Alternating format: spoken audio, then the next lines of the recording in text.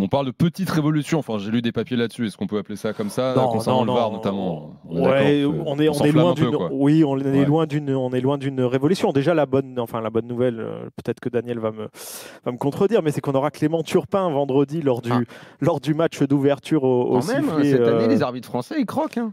Et François Le Texier à la VAR. Donc voilà, 2 arbitres français pour. Le Texier et Turpin, cette année, ils ont régalé. Hein. Moins en Ligue 1, mais au niveau européen, ils ont bien régalé. Hein. Et Roberto Rossetti, le patron de l'arbitrage à l'UEFA, nous a dit c'est un très bon arbitre international. Donc voilà, les louanges pour Clément Turpin. Et donc oui, alors une révolution, on est quand même loin d'une révolution pour l'arbitrage. Il y aura 2 éléments importants.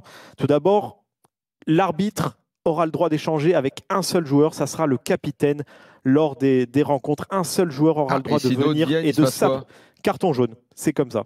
Et le donc premier qui s'approche, qui veut pas, puis il prend un carton Exactement. jaune. Roberto Rossetti nous a dit aujourd'hui, c'est carton jaune le premier.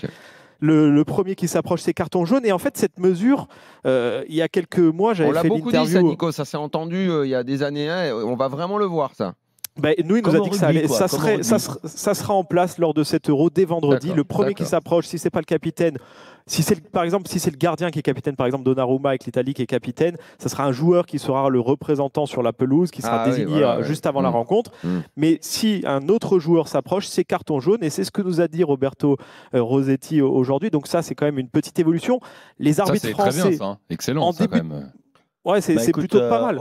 En tout cas, ça va ressembler, je disais tout à l'heure, à ce qui se passe au rugby, c'est-à-dire qu'il y a quand même plus de respect pour l'arbitre, puisque moi y compris, on sait que nous les joueurs, en fait, c'est impossible.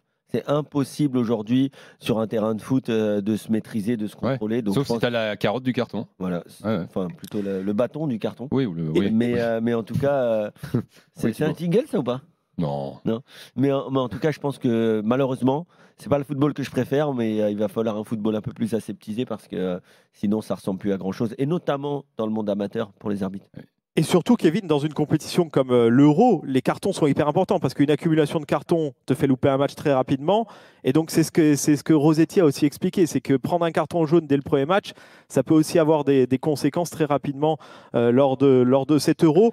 Il nous a aussi expliqué qu'une personne qui serait par exemple, je ne sais pas, un tacle, ça s'embrouille à terre, et une personne qui vient et qui fait juste le geste à l'arbitre de donner un carton, ça aussi, normalement, ça sera carton jaune pour la personne qui demande le carton. Ah ouais, ça va tomber dans tous les sens, là.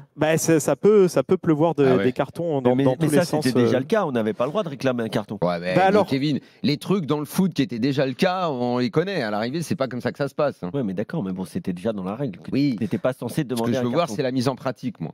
En début de saison, on avait discuté avec Stéphane Lenoir, l'ancien patron de l'arbitrage professionnel à FFF.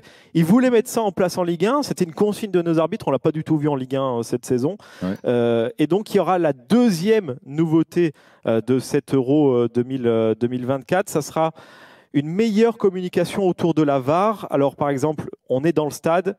Ça va s'afficher sur grand écran très rapidement. Décision de la VAR. Par exemple, on nous a montré un exemple aujourd'hui. Ça sera une explication beaucoup plus détaillée qu'on a l'habitude. Il n'y aura pas juste marqué recours à la VAR. Il y aura par exemple marqué penalty, faute de main. Le joueur numéro tatata de l'équipe de France a touché la balle avec sa main gauche, qui était dans une position pas naturelle au-dessus de son épaule. Et donc vraiment. Elle va tomber quand l'explication ? À quel moment ? Ça va aller très rapidement parce que l'arbitre doit le signaler à la VAR qui est basée à Leipzig, donc à plusieurs kilomètres du stade. Et donc, ce qui signale dans le micro à l'arbitre assistant VAR, ça sera automatiquement noté sur l'écran géant du stade et signalé aussi aux journalistes et aux diffuseurs. Donc très rapidement, donc c'est ce qu'on nous a expliqué. On sait que la VAR, ça met souvent une vingtaine à trentaine de secondes, même quand l'arbitre va voir l'écran. Donc ça sera signalé très rapidement et on nous a montré un exemple aujourd'hui. C'est vrai que c'est signalé assez rapidement. Donc on n'aura pas l'arbitre qui signale dans tout le stade, comme on a pu le voir par exemple au Maroc lors de différents tests avec l'arbitre qu'on entend dans tout le stade. Mais là, ça sera marqué sur les écrans géants et ça permet une meilleure compréhension selon le patron des arbitres.